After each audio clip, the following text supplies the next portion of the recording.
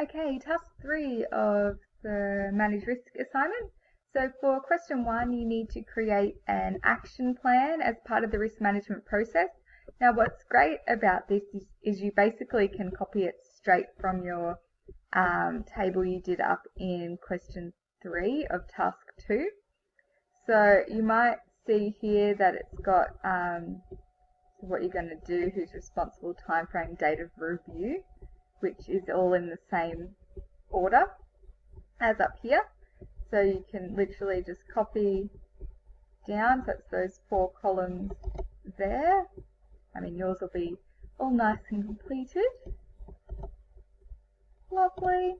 There you go. So yours will be all finished up, and then you just need to fill in your risk numbers as well. So just remember that you've got your risk numbers in this column. That'll go in there too. So really you're just copying and pasting for question 1 of task 3. Question 2 is the different types of documents you need to fill out and who's going to communicate them. So there's a couple of examples there. 3 is a training and development scheduled for import staff. So that would be a report. It would be a one-off and then a monthly update on how it's going. It would be emailed by Lucy Lewinsky of HR, because anything to do with training of staff is HR related. And then it would go to the CEO, Shari Miri, who's business development, you, Esther Smithers as the managing director, and Hans Koenig of operations, because that's all to do with the import staff. Number 4, performance management change program. This is a proposal to bring this in. It would be a one-off and then monthly updates as well. Via email, because it's performance management of staff, it's Lucy Lewinsky again, and it's going to the same people as above. Document 5 is the website timeline and quotes. So we're getting quotes to redo the website. This would be a one-off. You get the quote and report and send it out through email. This would be Mary Webster's role, and she would be sending it to Edward Shands because everything goes to him because he's the CEO. Go to you, Esther Smithers, the managing director. John Sales would be interested in that because it's marketing, and also Shari Amiri because that's business development. And by having a really good website, you're developing the business. 6, social media policies for implementation. So we want to bring in social media more so for CA City. It would be a proposal, one of the monthly updates, emailed by John or Mary, and that would go to Edward Shands, Esther, Shari Amiri, and Hans Koenig. Okay, because social media would be part of operations as well. 7 is a stock take and discrepancy reports. I mean, it says reports there, so it's obviously a report here. This would probably be done monthly via email by Lee Young, who's in purchasing. So this is just showing if there's any discrepancies of what's been sold to what's in the system, etc. And that would be the individual department managers at the department store, like men's clothing, women's clothing, etc.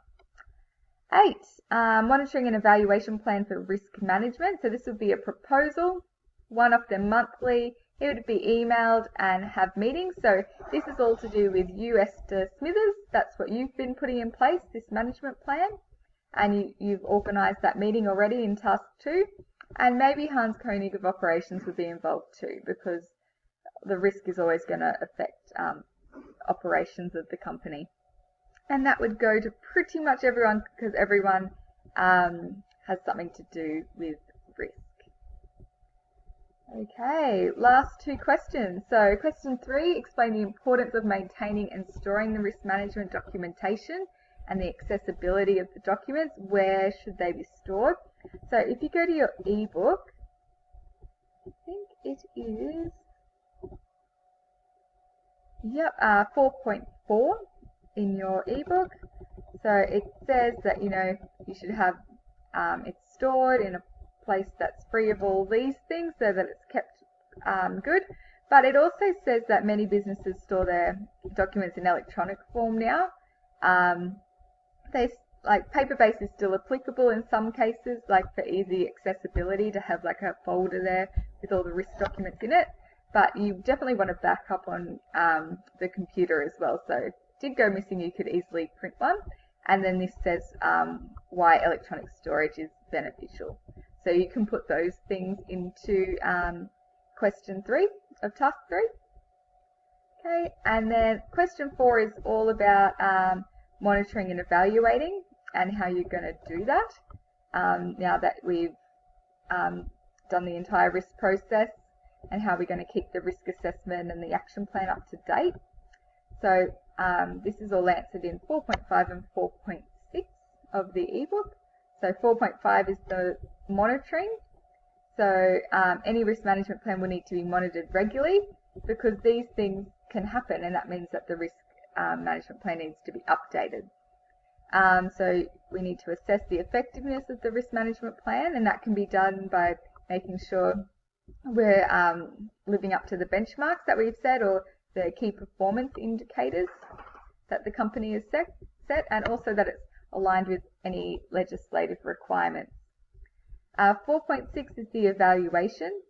So this is measuring the actual performance against the benchmarks, and it alerts you to less than acceptable performance, because if it's not being a success or it has some failures, we need to fix those as quickly as possible.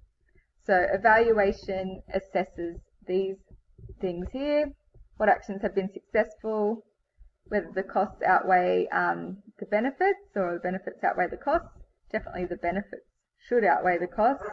Whether any modifications are needed, if there's any gaps, and any lessons to be learnt for future risk management plans. So that's what you're writing for those ones. Okay, for your conclusion, you should say, why did the CACD department store need to change its risk management plan? You can summarise what's in task 1, question 4. How has the CACD department store's risk management plan improved, which is task 2, question 3. And why is it important to monitor and evaluate a risk management plan, which is just basically what we said there. So you're just, I guess, summarising what you've already written. If we go back up for the introduction, where is it? Here it is. So what is a risk? Why is risk management important? And what's the risk process? So just make sure you have an intro and conclusion before uploading your assignment to Blackboard or emailing it to me. And also make sure you reference the ebook. Thanks, guys.